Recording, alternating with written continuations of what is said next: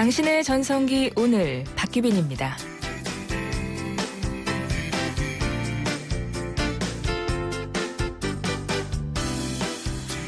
안녕하세요. 박규빈입니다. 지금은 사라진 연말 풍경 중에 이런 거 있었어요. 복조리 사세요. 섣달 금은부터 정월 초하루까지 바쁘게 다니던 복조리 장사. 복조리 장사가 돌아다니기 시작하면 부모님이 부랴부랴 복조리를 사다가 새 달력 위에 잘 걸어두셨던 기억 저도 나는데요. 복조리 장사도 복조리를 거는 집도 이제는 거의 없지만 다가올 새해 쌀을 이는 것처럼 복도 일어나길 바라는 우리들의 마음만은 변함없겠죠. 여러분 새해에는 더 좋은 일만 생기실 겁니다. 오늘 첫 곡 김완선의 기분 좋은 날 듣고 올게요. 12월 30일 수요일 당신의 전성기 오늘 첫 곡으로는 김완선의 기분 좋은 날 전해드렸습니다. 12월 30일이에요. 오늘 빼면 2015년 딱 하루밖에 안 남습니다. 정말 시간이 빠른데요. 우리 속담에 끝이 좋으면 다 좋다는 말 있죠. 남은 이틀 묵은 해 보내고 새해 맞을 준비 잘 해봐야겠습니다. 방송 들으시면서 당신의 전성기 오늘의 문자로 참여해주세요. 문자 번호는 샵0945 우물정 0945번입니다. 이쪽으로 문자 주시면 돼요. 짧은 문자는 50원, 긴 문자나 사진 문자는 100원의 정보 용료 들어가는 유료 문자입니다. 또 스마트폰에서 YTN 라디오 전용 앱 예스를 까시면 전 세계 어디서나 함께 하실 수 있습니다.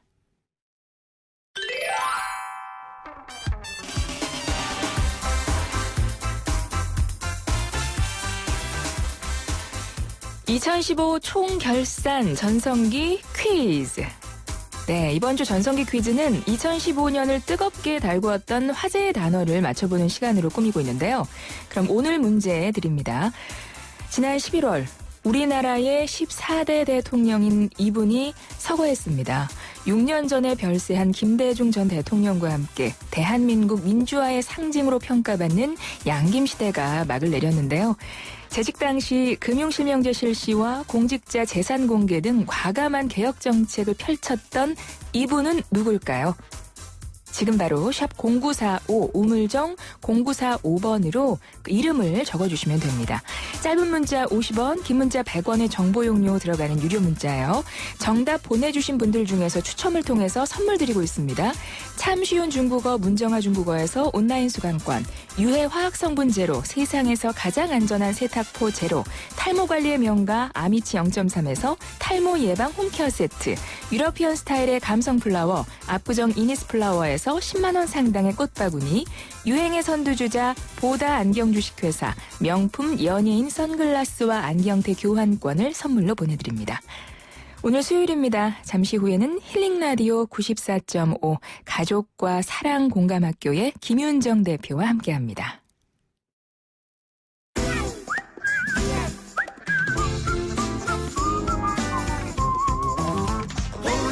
숭늉이 너무 그립다 장국이 너무 그립다 연탄불 고등어가 더욱 그립다 사람 사는 얘기 꼭 필요한 정보까지다 모여있는 곳 YTN 라디오 당신의 전성기 오늘 전성기 밥밥집밥밥 갈스런 집밥과 같은 사람 사는 얘기 속에 구수한 이야기 건강한 이야기가 담긴 오마니의 사랑 오늘따라 왠지 94.5가 맛있다 귀로 얌얌 맛있다 귀로 얌얌 맛있다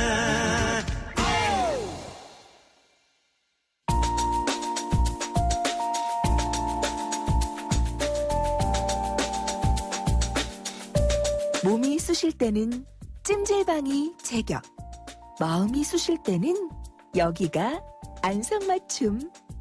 힐링 라디오 94.5.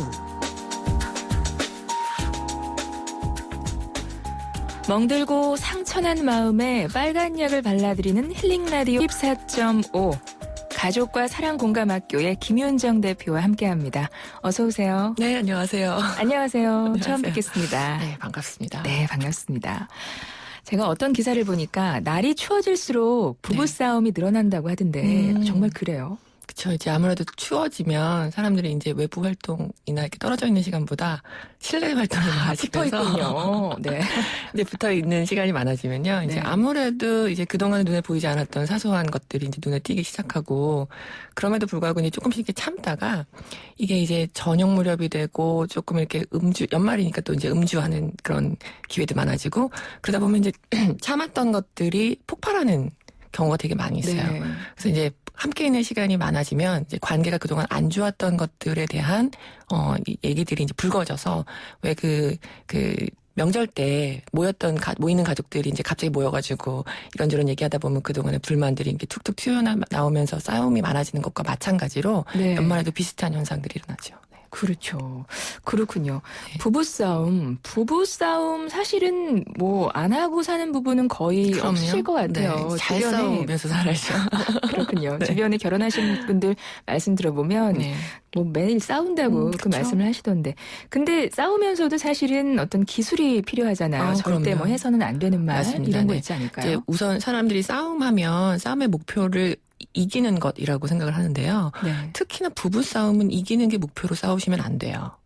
우리가 이기려고 드는 순간 둘 다 이렇게 상처를 너무 많이 받고 피 흘리는 그런 경우가 생길 수가 있는데 그 후유증은 또 뭐 온 가족이 다 경험할 수가 있어요. 그래서 그렇죠. 싸울 때는 부부싸움의 굉장히 중요한 절대 원칙은 뭐냐면 나와 상대가 동시에 만족하는 방법을 함께 찾는 것이 싸움의 원칙이에요. 그런데 그것을 벗어나서 네. 내가 잘했고 네가 잘못했다. 내가 이기기 위해서. 그래서 이제 그걸 위해서 사람들이 말을 어떻게 하냐면 잘못했다 너가. 나는 잘했고 네. 또 누구보다 네가 못했다. 잘잘못을 따지게 네. 되는. 그리고 비교하는 말. 네. 특히 이제 여성과 남성의 그 아킬레스건이라고 하는 게 있어요. 그 폭발시키는 말 중에 남자는 자신의 능력을 비하하는 말. 를 했을 때 능력이 무시당하는 얘기를 들었을 때 자신이 매우 상하고요. 여자는 자신의 가치가 훼손되는 말. 네가 시집와서 한 게 뭐가 있냐 뭐 이런 식의 네. 얘기들을 들었을 때 그 말은 굉장히 사람의 자존심을 건드리는 좋지 않은 말이거든요. 그래서 잘잘못이나 비교하는 말 그러면서 당연히 이 정도는 해야 되는 거 아니냐라고 하는 그런 얘기나 굉장히 중요한 게 책임을 전가하는 말이 있어요. 내가 이렇게 힘든 것들은 다 너 때문이다. 이런 얘기를 하게 되면 사람은 그런 얘기를 들으면 굉장히 비참하고 굴욕적인 마음이 들거든요. 그러면 내가 상대의 마음을 공감하거나 이 사람이 무슨 얘기를 하는지에 대해서 귀 기울이려고 하는 마음은 사라지고요. 네. 이제 그동안에 쌓였던 불평불만이 다 터져 나오면서 이제 이게 일파만파 걷잡을 수가 없어지고 시작은 처음에는 사소한 걸로 시작하지만 이렇게 주고받는 말 때문에 훨씬 더 싸움이 크게 번져서 나중에는 넘지 말아야 될 선이 어디로 넘냐면 원가족 부모님을 막 건드리고요. 그렇죠. 이제 그러면 이제 있죠. 정말 힘이 들어지고 그러다 보면 이제 언어적인 싸움이 이제 행동화되어지는 경향성이 높기 때문에 이러시면 안 됩니다. 네. 그렇죠. 맞아요. 그리고 이제 부부싸움을 하다 보면 이렇게 말싸움 조심해야 되는데 하지 그럼요. 말아야 되는 네. 말 지금 짚어주셨는데 뭐 네. 부부별로 이제 다 알아서 그 화해의 비법들은 가지고 그럼요. 계실 것 같긴 해요. 맞아요. 그렇죠? 네. 다 다르니까 상황이 그래도 보편적으로 네. 좀 이렇게 권하고 싶은 만한 어떤 비법이 있을까요? 화해할 때? 제가 연구를 보니까요, 가장 돈이 안 들면서 무병장수하면서 행복한 결혼 생활을 오래 유지하는 부부들이 제일 많이 하는 말이 미안해라는 말이래요. 미안해. 네. 그런데 이게 되게 중요한 게 우리가 남자들 같은 경우에 미안해라는 말을요, 그냥 이 상태를 종료하고 이 갈등을 빨리 끝내려고 하는 그런 말로 쓸 수가 있어요. 그럼 여자분들은 뭐라고 얘기하냐면 영혼 없는 미안해다. 맞아요. 진정성이 없다. 뭘 잘못했고 뭐가 미안하냐 이렇게 더 이렇게 깊이 들어가는 경우가 있는데 사과를 할 때는 되게 중요한 게 내가 당신이 서운했던 그런 서운함 감정과 당신이 필요로 했었던 어떤 바람에 대해서 이제 알게 되니 당신의 그 힘든 마음이 나도 느껴져서 나도 마음이 아프다. 라는 표현과 함께 더불어 미안하다는 말이 오가야지 그냥 무조건 미안해라는 얘기만 들어가면 이게 화해가 안 되고 더 나빠진 경우가 많고요. 특별히 주의하셔야 되는 건 뭐냐면 따뜻한 포옹이나 신체적인 접촉이 굉장히 필요해요. 화해 네. 기술에서. 여기서 잘못 드시면 남자분들이 이제 메이크업 섹스 같은 거를 하시거든요. 말 없이 무조건 이제 화해 제스처로 그냥 그 사랑의 표현들을 하는 경우가 있는데, 그거 말고 그냥 이렇게 손을 잡는다던가 어깨를 쓸어낸다던가 등을 이렇게 토닥인다던가 꼭 안아준다던가 좀 이렇게 울 때는 함께 그렇게 머무르는 시간이 사과하고 화해하고 용서하는 그 모든 것에 다 포함이 되거든요. 그리고 내가 정말로 이렇게 좀 마음이 아픈 부분이 있으시면 그리고 용기 내서 용서를 구하시는 것도. 그리고 특히 남자분들이 용서 구하는 거 잘 못하거든요. 네. 그래서 아내에게는 진심으로 용서를 구하시는 말을 하는 것도 굉장히 중요하다 생각됩니다. 그렇군요. 용서를 구하는 말. 이건 사실은 남녀가 다 좀 그럼요. 어려운 일이긴 한데 맞습니다. 필요한 일이고 네. 부부싸움에서 화해의 비법은 이해와 공감의 마음을 맞습니다. 담은 네. 사과 네. 한마디, 미안해요. 내가 당신의 라는 말. 마음이 아픈 것이 나도 느껴져서 네. 내 마음도 아프다. 우리 그 명대사 있잖아요. 아프냐 나도 아프다. 그거 하면 되겠네요. 그렇죠. 네, 알겠습니다. 김윤정 대표와 이야기 나누고 있습니다. 이 시간 시작하기 전에 뉴스에서 속보 전해드렸었어요. 문재인 대표 사무소에 괴한이 침입해서 인질극을 벌이고 있다는 속보를 저희가 전해드렸었는데, 조금 전 10시 15분에 경찰이 문재인 대표 사무실에 난입한 50대 괴한을 검거했다는 소식이 지금 들어와 있습니다. 인질로 잡혀있던 사무실 직원도 무사하다는 소식이 들어오고 있는데요. 저 자세한 내용은 이어지는 뉴스에서 전해드리겠습니다. 김인정 대표와 함께하는 힐링라디오 94.5, 즉석에서 여러분의 고민 사연도 받겠습니다. 풀어지지 않는 마음의 앙금을 갖고 계신 분들, 또 소통의 부재 때문에 힘들어하고 계신 분들 전화로 받을게요. 전화 걸어주세요. 서울 지역번호 02-771-0945, 02-771-0945번으로 전화 주시면 바로 연결됩니다. 오늘도 즉석 엄지상담 받고 있어요. 지금 급하게 상담 필요하신 분들 문자로 내용 보내주세요. SOS 문자로 보내주시면 바로 응답해드릴게요. 문자는 샵 0945, 우물정 0945번으로 보내시면 됩니다. 짧은 문자 50원, 긴 문자 100원의 정보용료 들어가는 유료 문자입니다.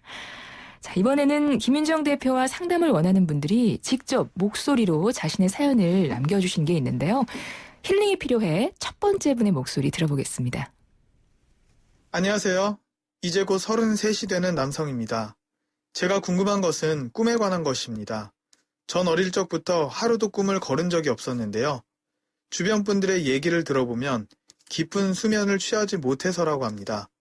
그런데 이 꿈의 내용이 문제입니다.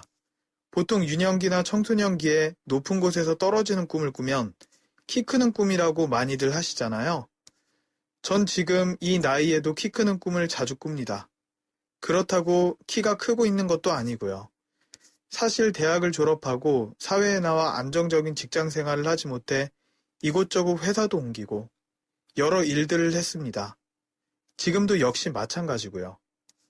주변 분들의 말로는 심리적으로 안정이 되지 않아 그런 꿈들을 꾸는 것 같다며 전문가에게 상담을 받아보라고 권하시더군요. 하지만 이런 걸 상담받는 것이 병력이나 기록으로 남을까봐 걱정도 되고 안 좋은 결과가 나올까봐 두렵기도 해서 망설여지고 있었습니다. 제가 알고 싶은 건 꿈과 심리와의 관계와 또 제 생각처럼 마음의 불안감 때문에 자꾸 떨어지는 꿈을 꾸는 건 아닌지 궁금합니다. 네, 33살 남성분의 사연이었어요. 꿈에 대한 이야기가 나왔는데, 우리 자면서 꾸는 꿈이 실질적으로 어떤 심리가 많이 반영된다고 하던데 어때요? 그렇죠. 네, 우리 그 심리학의 아버지라고 하시는 프로이드라는 분이 이제 무의식의 세계라고 하는 것에 인간의 그 깊고 깊은 무의식에 대한 얘기들을 하시면서 무의식이 우리의 꿈에 반영되는 그런 얘기들을 이제 많이 했었어요. 그래서 사실 꿈은 무의식이 반영되기도 하고 의식이 반영되기도 하고 이제 우리 정신 세계를 굉장히 반영하는 그런 창조적인 그런 공간이기 때문에 꿈을 하루에도 몇 번씩 꾸는 건 굉장히 자연스러운 일입니다. 그렇군요. 네. 근데 이제 그 꿈을 기억하는 경우가 있고 못하는 그렇죠. 경우가 있잖아요. 네. 이제 꿈은 사실 기억을 못할 때는 언제 기억을 못하냐면요. 우리가 그 수면의 어떤 종류들이 있잖아요. 근데 네. 기억하는 꿈일 때는 언제 기억하냐면 내가 몸은 계속 자고 있는데 뇌가 갑자기 놀래서 깼을 때. 그 상태에서 꾸는 꿈들은 기억이 나고요. 그러니까 수면의 질이 좋지 않다는 뜻이고요. 그 다음에 이제 렘 수면이라 그래갖고 방금 말한 것처럼 이제 몸은 계속 이렇게 자고 있는데 의식은 깨워가지고 일어나야지 뭐 이런 생각들이 들 때 있잖아요. 네. 그럴 때 상태에서 꾸는 꿈들 뭐 이런 것들은 되고 그다음에 강렬한 감정이 섞여 있는 꿈이 있어요. 우리가 우리가 이제 감정 상태, 이제 사연 주신 분도 그런 얘기 하잖아요. 심리적으로 내가 불안하기 때문에 이런 꿈을 꾸지 않느냐. 이게 궁금하다 그러셨는데 본인이 이미 알고 계시거든요. 본인이 굉장히 불안정하는 상태라는 거. 네. 그러니까 떨어지는 꿈을 꾸냐 뭐를 꾸냐보다도 더 중요한 건 심리적인 불안정감이 수면의 질을 좋지 않게 하는 거예요. 그래서 깊은 수면을 하지 못하기 때문에 그때 꾸는 꿈들이 모두 다 기억이 나고 그런 것들이 반복적으로 꾸어지는 경우가 많거든요. 그래서 저는 이분에게 어떤 얘기를 해드리고 싶으냐면 방금 어떤 걱정, 이분은 분명한 건 뭐냐면 걱정과 두려움과 불안감이 많으신 분이에요. 네, 사연에도 네. 적혀 있어요. 적혀 있죠. 안정적인 직장 생활을 하지 못하고 네. 이곳저곳 회사 옮겨 다니고 그렇고, 있고 네. 지금도 역시 마찬가지입니다라는 말을 본인이 또 적으셨거든요. 하셨고 그다음에 거기에 또 뭐가 있냐면 상담받으면 혹시 병력으로 남는 건 아닌가. 네, 그 말씀 이런저런 하셨고. 걱정들이 많으시잖아요. 걱정이 많으신 분들은요. 이게 꿈에도 굉장히 반영되고요. 잠을 또 깊이 못 자고 이게 또 깼을 때 내가 또 혹시 불안해서 이런 게 아닌가라는 악순환이 계속됩니다. 그래서 이런 분들한테는 전문가 상담 받아보시냐 이것도 더 중요한데요. 병력 이런 거 남지 않습니다. 감기 걸려서 우리가 병원 간다고 병력이 남나요? 그렇진 않죠. 않죠. 네. 네. 그냥 병원 갔던 기록 남는데 사실 이제 심리치료는 그냥 정신과를 가시기보다 정신과 가시면 아마 깊이 잠드시라고 수면제 주실 거고요. 그러지 마시고 그냥 상담을 받는 사람들은 어떤 거 하는 거냐면 나 불안해요. 내가 어떤 면이 좀 불안하고 걱정이 됩니다라고 네. 내 심리에 있는 마음을 그냥 있는 그대로 표현할 수 있으면 되거든요. 제가 궁금한 건 만약에 전화로 통화를 하거나 이렇게 뭔가 질문할 수 있으면 주변에 좀 마음을 나눌 수 있고 내 있는 그대로의 상태를 그냥 표현할 네. 수 있는 친구 그룹, 지지 그룹이 좀 있는가를 여쭤보고 싶은데 짧은 사연에는 주변 사람들은 이러쿵저러쿵 분석하고 너가 그래서 그래라고 판단하는 말은 하시는 분들은 많이 있는데 너 어쩜 좀 힘드니? 요즘에 불안해? 밥 한 끼 사줄까? 이런 얘기를 해주시는 분은 없지 않을까 제 생각에. 그렇죠. 네, 그래서 저는 1번은 그냥 내 마음을 좀 충분히 표현할 수 있는 친구를 좀 찾으시면 좋겠고 그게 좀 힘들다 그러면 그냥 가까운 곳에 가셔가지고 마음을 좀 끝까지 잘 들어주는 경청 잘해주는 상담 선생님 만나시면요. 네. 이런 거는 하나 남지 않고요. 괜찮고요. 3번째는요. 몸을 좀 이렇게 움직이는 활동 같은 거를 하셔가지고 잠을 충분히 잘 수 있도록. 잠을 좀 충분히 잘 수 있게끔 하시면 좋겠고 더 중요한 건 꿈일지 같은 걸 써보시는 것도 도움이 돼요. 꿈일지요? 네, 내가 이런 걸 하는 거를 쓰는데 이게 마치 무슨 점괘같이 이런 꿈을 꾸면 어떤 거 이런 건 아니고요. 네. 그 꿈을 꾸고 났을 때 내 마음이 어떤 느낌이 남아 있는가. 그걸 껐을 때 내가 좀 기뻤는가, 안심이 됐는가, 아니면 좀 불안하고 걱정이 됐는가. 그러면 불안한 것에 대한 내가 필요한 것이 무엇인지에 대해서 조금 자신을 좀 들여다보시면 그게 일기를 쓰는 굉장히 중요한 의미거든요. 본인이 그걸 보면서 패턴을 좀 파악할 수 있겠군요. 네. 우리가 흔히 떨어지는 꿈은 키 크는 꿈, 돼지 꿈은 복권 그렇게 이렇게 많이 하죠. 이퀄처럼 알죠. 생각하지만 그게 아니라 그냥 우리가 기분 좋거나 내 감정 상태를 반영하는 그건 거라서. 사람마다 좀 다를 수 있겠네요. 맞습니다. 꿈의 내용은. 네. 그래서 내가 그 꿈을 꾸고 난 이후에 느껴지는 감정에 대한 것에 조금 더 집중을 해보시면 이 감정을 내가 어떻게 편안하게 해줄 것인가 라고 하는 스트레스 관리 쪽에 조금 더 초점을 두셔보시는 게 훨씬 더 좋지 않나 싶은 마음이 들어요. 네, 고맙습니다. 이분이 아마 방송을 듣고 계실 거고 이 사연을 주셨기 때문에 큰 도움이 되셨을 것 같습니다. 10시 33분이네요. 광고 듣고 오겠습니다. 사장님들은 고민이 많다. 우리 가게 와이파이 설치해야 하는데 카드 결제기는 어떡하지? CCTV도 달아야 하는데 올레비즈 성공팩에 맡기세요. 사업에 필요한 IT 서비스를 한 번에. 거기에 휴대폰 통신비 할인까지. 올레비즈 성공팩. 문의 1588-0114. 올레. 학교에서 학원으로 하루가 바쁜 아이들. 숲해설가 최정순 씨는 아이들과 함께 자연을 만나러 가기 위해 기프트카 쉐어링을 신청했습니다. 숲에도 배울 게 참 많지. 좋은 생각까지 나누는 모두의 차. 기프트카 쉐어링. 지금 신청하세요. 현대자동차 그룹. 힐링라디오 94.5 상담 필요하신 분들은 유료 문자 샵 0945 우물정 0945번으로 문자 보내주시면 상담해드리겠습니다. 잠시 후 2부에서도 김윤정 대표와 함께합니다. 안녕하세요. 배우 정혜리입니다. 지난 한 해 동안 서럽고 소외된 우리 이웃들을 YTN 라디오를 통해서 여러분과 함께 만나봤는데요.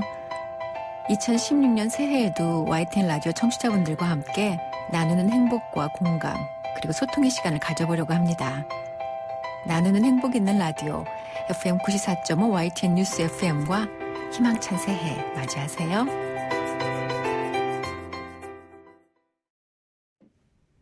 당신의 전성기 오늘 박기빈입니다. 2부 시작했습니다. 네, 얼른 돌아왔어요. 오늘 상담할 게 많아서. 2015 총결산 전성기 퀴즈 오늘 한 번 더 내드릴게요. 지난 11월 서거한 우리나라 제14대 대통령이 누군지 맞히는 문제였죠. 금융실명제 실시와 공직자 재산 공개 등 과감한 개혁 정치를 펼쳤던 이분의 성함을 문자로 보내주시면 됩니다. 문자번호 샵 0945, 우물정 0945번으로 보내시면 돼요. 짧은 문자 50원, 긴 문자 100원의 정보 용료가 들어갑니다. 정답 보내주신 분들께는 추첨을 통해서 푸짐한 선물 보내드릴게요. 오늘 수요일 힐링라디오 94.5 가족과 사랑 공감학교 김윤정 대표와 함께하고 있는데요. 첫 번째 전화가 지금 와 있는데 전화 받아보기 전에 저희에게 SOS 치신 분들이 많이 계시거든요. 즉석 엄지 상담 먼저 시작을 해보겠습니다. 즉석 엄지 상담, 그렇군요. 오늘은 전화 상담이 조금, 길게 될 것 같아서 전화 상담으로 바로 넘어가겠습니다. 여보세요? 안녕하세요. 네, 안녕하세요. 반갑습니다. 네, 반갑습니다. 네, 어떤 고민 있으셔서 전화 주셨어요? 저는 이제 결혼한 지 한 5년 정도 됐고요. 네. 제가 외아들이거든요.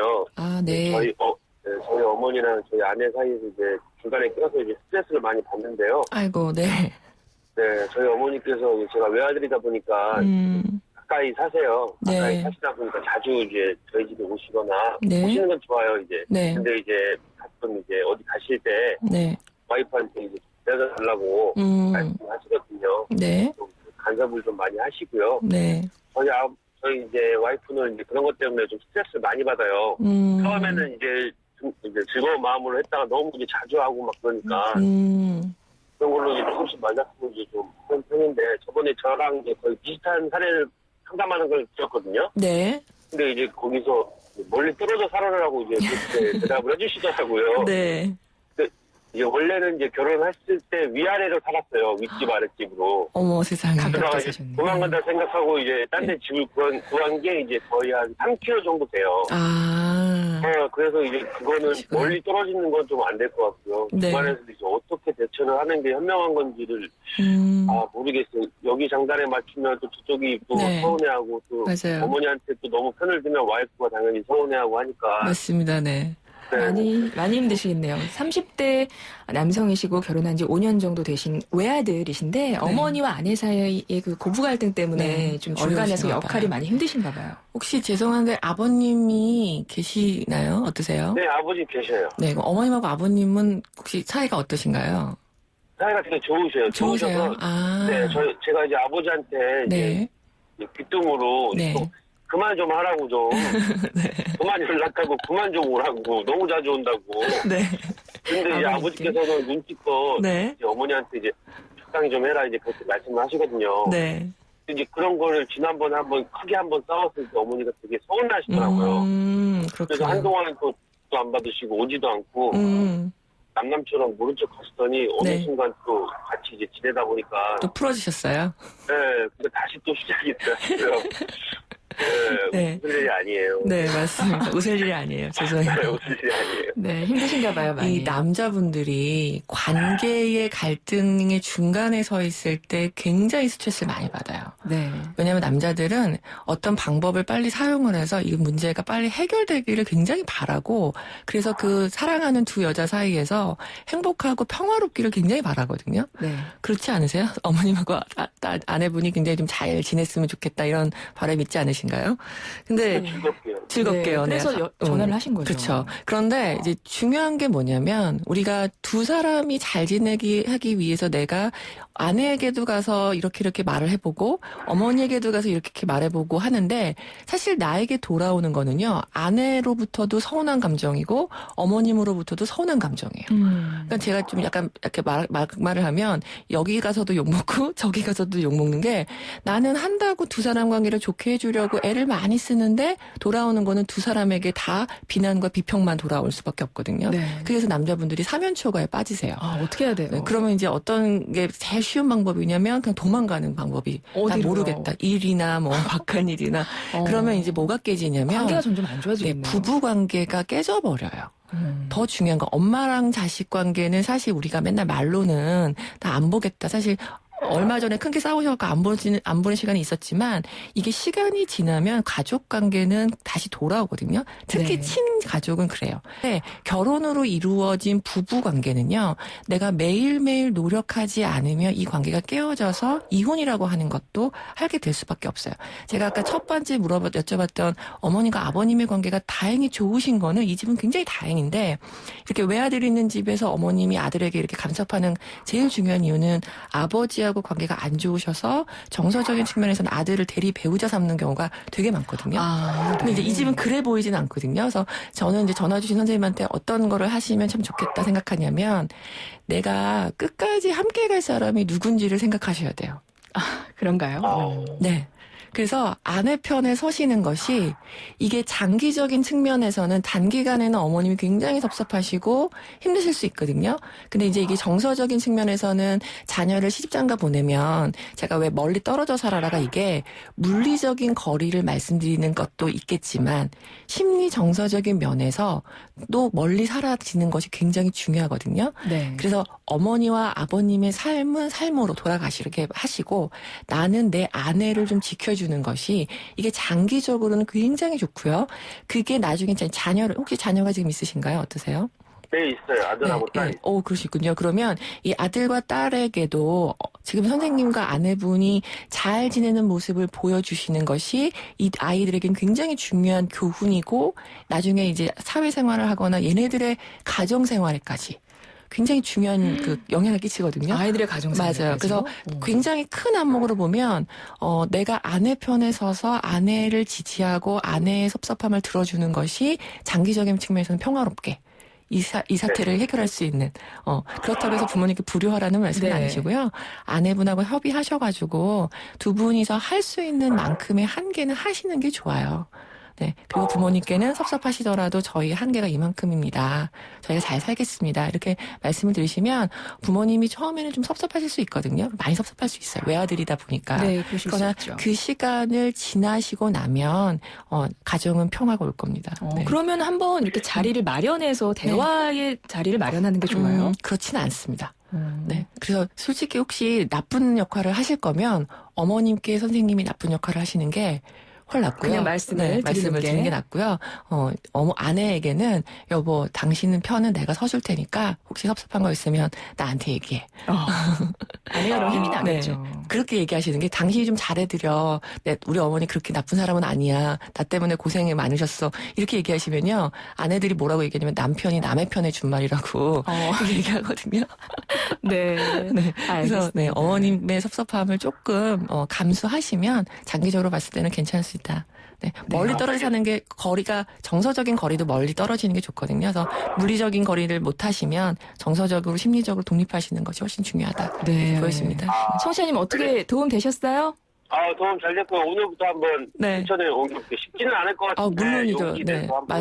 이게 되게 어려운 일이고요. 네. 지탄을 많이 받아요. 왜 불효자 이런 거는 굉장히 힘들잖아요. 그렇죠. 장기적인 효자가 되시려면요. 선생님이 선생님의 가정을 잘 지키시는 게 장기적인 측면에서는 효자입니다. 네. 파이팅 하십시오. 감사합니다. 네. 네. 전화 주셔서 감사하고요. 저희가 준비한 선물 보내드릴게요. 네, 고맙습니다. 두 번째 전화도 이어서 받아볼게요. 여보세요? 여보세요? 네, 안녕하세요. 네, 안녕하세요. 네, 어떤 고민이 있으셔서 전화 주셨어요? 네, 저는 40대 초반의 남성입니다. 네. 네, 제가 올해 7월경에 이혼을 했습니다.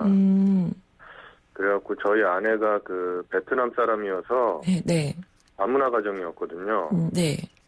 근데 아내가 가정생활에 충실하지도 않고 베트남 남자와 외도를 하고 이러다가 그냥 어느 날 장모님과 도망가 버렸어요. 아, 그래요? 네, 그래서 안 좋게 이혼했거든요. 네. 그래서 저희 부모님이 너무 싫어하시고 딸아이가 하나 있는데 네. 엄마가 사는 게 아이한테는 좋지만 아내가 가정생활에 충실하지도 않거나 한국말도 잘 못하고 그래서 제가 친권, 양육권 다 갖고 있어요. 네. 근데 애한테 아무리 잘해줘도 아무래도 엄마가 없어서인지 애가 정서적으로 불안해하는 게 많이 느껴져요. 네. 그리고 면접 교섭권이 있어서 아이가 엄마와 만날 수는 있지만 네. 저희 부모 싫어하시고 네. 애가 엄마가 떨어지는 걸 많이 힘들어할까봐 받아요. 그리고 이혼하고 한 번도 애를 안 보여줬거든요. 아, 그러셨어요. 네. 2번이나 전화했었는데요. 그리고 애하고 만나게 하는 게 애한테는 더 좋은 걸까요? 아니면은 만약에 만나게 하면 어떤 식으로 만나게 하는 게 좋은지요? 네. 뭐 예를 들어서 뭐 한 달에 한 번이라던가 네. 뭐 어떻게 해서 처리하는 게 좋은지 고민이 많이 드셨어요. 이혼하고 나서부터 계속 고민을 엄청 하고 있거든요. 네, 맞습니다. 네. 이제 이혼하신 분들이 자제분이 있으시면요, 이혼을 하고 나서도, 법적인 절차가 끝나고 나서도, 이게 이제 현실의 매일매일의 일상에서 이혼한 그 어떤 상황이 계속적으로 속상한 일들을 만들어요.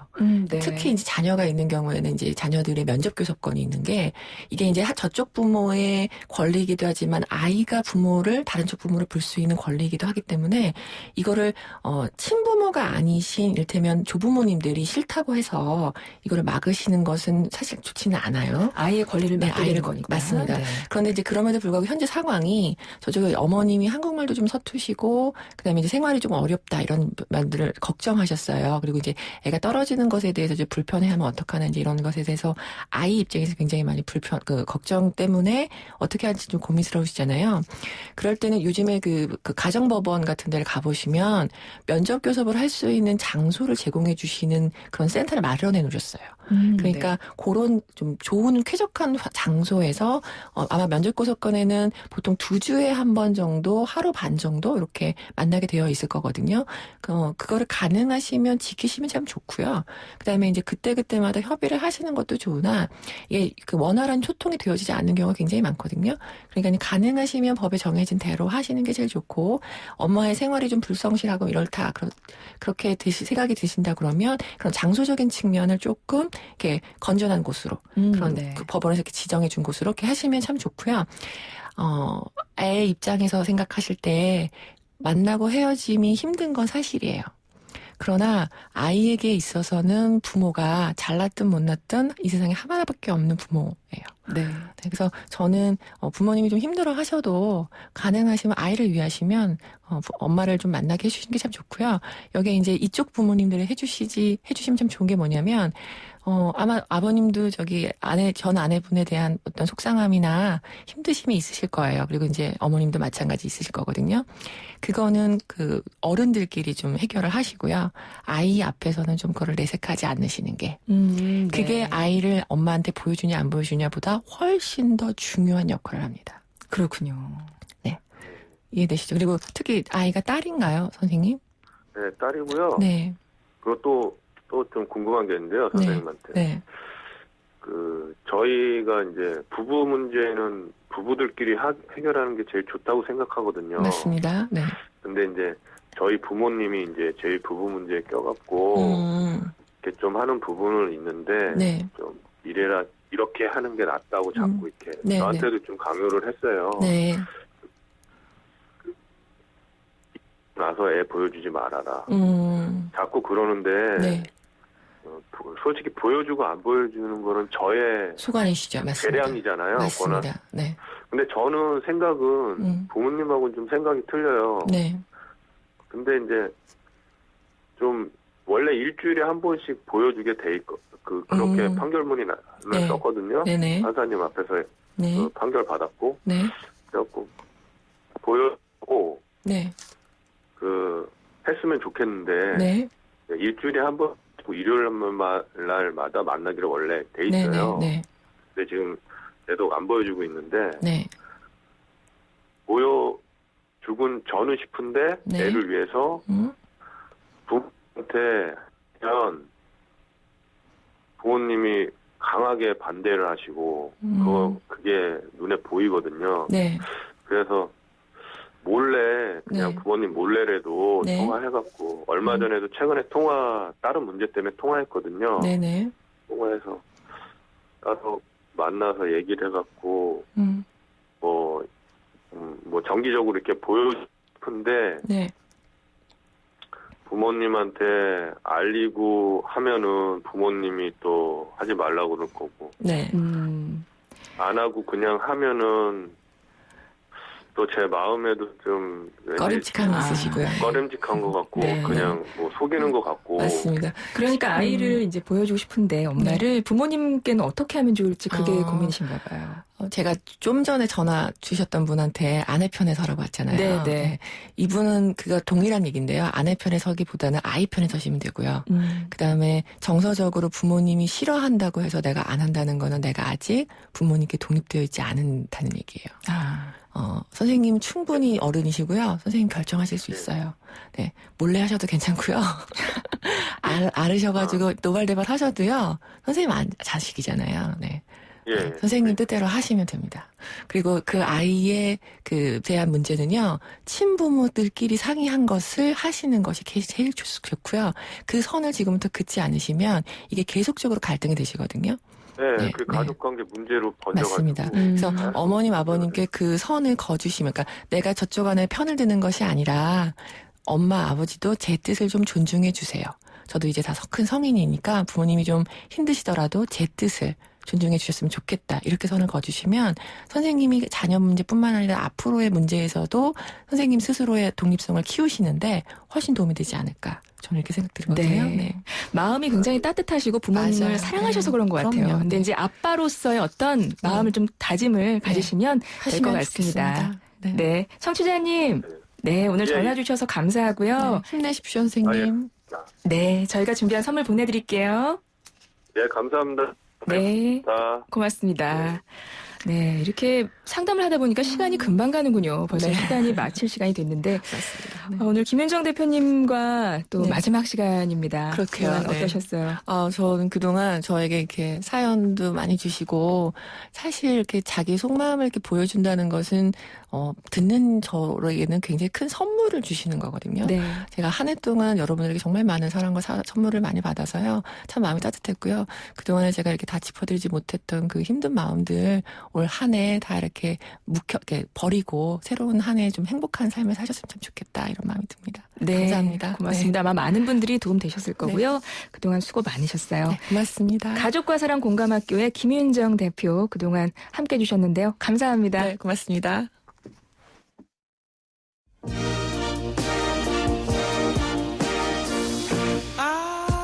To meet you here today.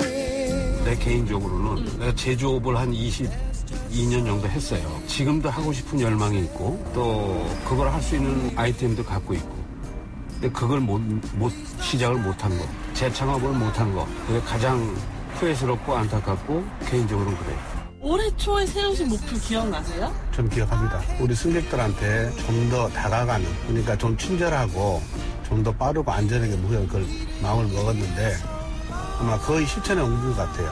두 가지가 있는데 하나는 경제적으로 어려워서 파주로 이사가서 살고 있었어요. 근데 집사람이 용의주도하게 아이디어를 발휘를 해서 다시 서울로 들어왔어요. 약간 부담은 들었지만 내 고향이 서울인데 서울로 다시 들어왔다는 게 첫 번째 뿌듯한 일이고 친동생하고 좀 그 형제간에 서먹한 게 있어 서먹하고 좀 섭섭한 게 있었는데 그게 해소됐다는 거.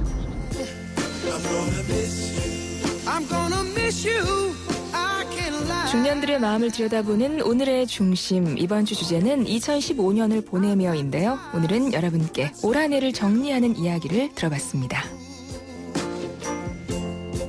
I just think this is the thing to do. 크리네어 테크. 크리네어 테크 집중기. 주물 작업, 연마 작업, 페인트 작업. 분진가스 냄새 연기 작업장 분진. 이 세상에 못 없애는 분진이 어딨어. 크리네어 테크 집중기가 다 잡아줍니다. 예! 크리네어 테크. 크리네어 테크 집중기. 사장님들은 고민이 많다. 우리 가게 와이파이 설치해야 하는데 카드 결제기는 어떡하지? CCTV도 달아야 하는데 올레비즈 성공팩에 맡기세요. 사업에 필요한 IT 서비스를 한 번에 거기에 휴대폰 통신비 할인까지 올레비즈 성공팩 문의 1588-0114 올레 금융회사에게 묻습니다. 안정적인 수익에는 뭐가 제일 중요할까요? 어떻게 해야 제 연금을 잘 키울 수 있죠? 미래에셋증권이 답합니다. 글로벌 자산 배분하세요. 세액공제로 절세 효과까지 준비된 연금 전문가 미래에셋증권. 투자 손실에 유의하세요. 왜 첫 번째로 가본 스키장은 평생 마음속에 남는 걸까요? 눈앞에 펼쳐진 수십 개의 슬로프와 푹신한 눈의 감촉, 아름다운 눈꽃까지. 내 아이에게 이런 아름다운 기억을 남겨줄 스키장은 오직 용평뿐입니다. 스키 첫 시작은 용평에서. 용평리조트.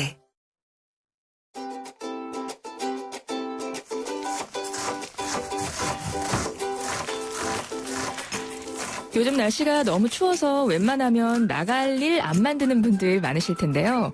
단 2주만 신체 활동을 안 해도 우리 몸의 근력이 25%에서 30%까지 소실된다고 합니다. 문제는 2주 후에 주에 한 3, 4회씩 6주간 근력 운동을 해도 원래의 근육량을 되찾지는 못한다는 건데요. 오늘 오후에 눈비 소식이 있긴 한데 그 전에 잠깐 나가셔서 좀 운동 좀 하세요. 그러기엔 좀 괜찮은 날씨인 것 같아요. 오랜만에 몸 좀 풀어보시는 것도 좋을 것 같습니다. 오늘 전성기 퀴즈 정답은 김영삼 전 대통령이었습니다. 5583-2270번 두 분께 선물 보내드릴게요. 당신의 전성기 오늘 여기까지입니다. 여러분, 오늘이 가장 좋은 날입니다.